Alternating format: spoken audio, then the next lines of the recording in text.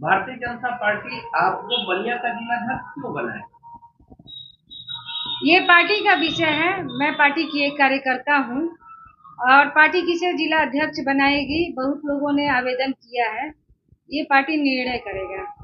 मैं पार्टी में लगभग 18 साल से कार्य कर रही हूँ और जब शासन सत्ता नहीं था तब हमने सपा सरकार में संघर्ष किया है और तमाम, चाहे महिला पॉलिटेक्निक स्कूल का मैटर हो लड़कियों के लिए, चाहे अनुसूचित छात्रावास का मुद्दा हो, चाहे श्रम विभाग में मजदूरों का मुद्दा हो, चाहे जब हमारे केंद्र में राशन कार्ड था और बार बार काटा जा रहा था सपा के शासनकाल में, उस समय हमने केंद्र की योजना लागू हो और जनता को उसका लाभ मिले, उसके लिए और तमाम जनहित के मुद्दों के लिए बराबर हमने जनता के बीच में रहकर चलने का काम किया है। कहीं भी कार्यकर्ताओं के लिए जरूरत होता है तो मैं चलने का कार्य करती हूँ। जो भी पार्टी द्वारा दायित्व दिया गया, जिम्मेदारी दिया गया, जब शासन सत्ता नहीं था तब भी और अभी है तब भी, निस्वार्थ रूप से हमने तन मन धन से पूरी निष्ठा से पार्टी की सेवा की है।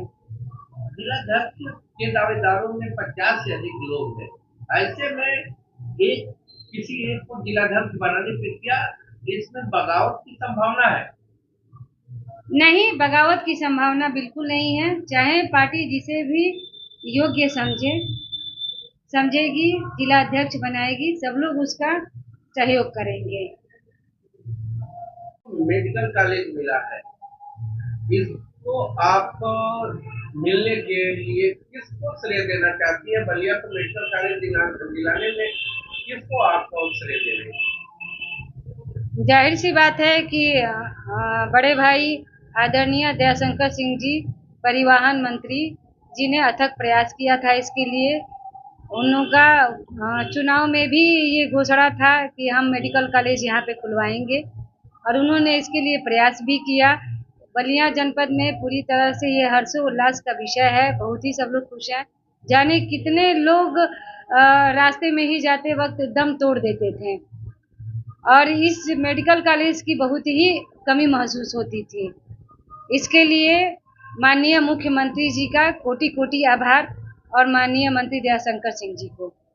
अभी पिछले दिनों कुंभ का महाकुंभ का आयोजन संपन्न हुआ, जिसमें 65 करोड़ से ज्यादा श्रद्धालुओं ने स्नान किया। ऐसे में इस आयोजन को किस दृष्टि से देखती है? सनातन के दृष्टि से किस तरीके से सनातन धर्म को आगे बढ़ाने में कितना महत्वपूर्ण होगा? सनातन धर्म एक व्यापक है, बहुत बड़ा है, जिसको मिटाने के लिए जाने अनादिकाल से लोग राक्षस भी पहले थे जो प्रयास करते थे सनातन धर्म को खत्म करने के लिए, और आज भी कुछ लोग हैं जो खत्म करने के प्रयास लगे रहते हैं, लेकिन सनातन धर्म कभी खत्म नहीं होगा और ना ही आस्था खत्म होगी। सबने देखा है कि आधा भारत आस्था की डुबकी लगाई है जाके तीर्थराज प्रयाग में, संगम में।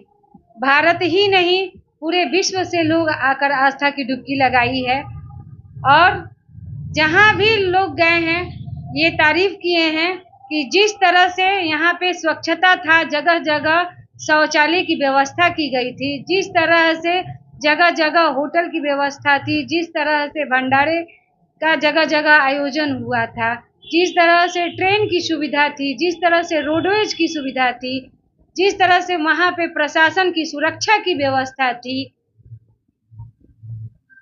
वो अविश्वसनीय और अकल्पनीय है, जिसे कोई सोचा नहीं था। विपक्ष तो कह रहा है कि सरकार जो भगदड़ हुई थी बहुजन मोर्चा के बीच, उसमें बहुत सारे लोग मरे थे, उनके नाम उजागर नहीं करे, छुपा रही है। इस पर आप क्या? विपक्ष के कार्यकाल में कुंभ मेले में कितने लोग मरते थे, चाहे कांग्रेस हो चाहे सपा हो, ये किसी से छुपा हुआ नहीं है। और हर मौनी अमावस्या को उनके कार्यकाल में किस तरह से भगदड़ मचती थी और किस तरह से वो आंकड़ा को छुपाते थे, ये किसी से छुपा हुआ नहीं है। उनके वो पूरी तरह से शून्य हो चुके हैं, वो सनातन विरोधी हैं, वो ऐसे ही जलते जलते एक दिन राख हो जाएंगे।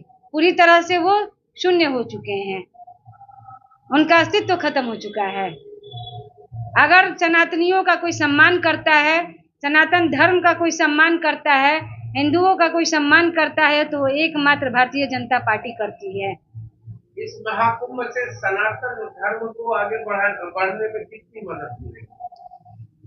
सनातन धर्म आगे था, जहां हमारे स्वामी विवेकानंद जी ने जाके शिकागो में और तमाम जगह जाके, और हमारे चाहे तमाम हमारे ऋषि मुनि रहे हैं, तो बढ़ाने का काम किए हैं और बढ़ा है, आगे भी बढ़ता रहेगा, इसको कोई खत्म नहीं कर पाएगा।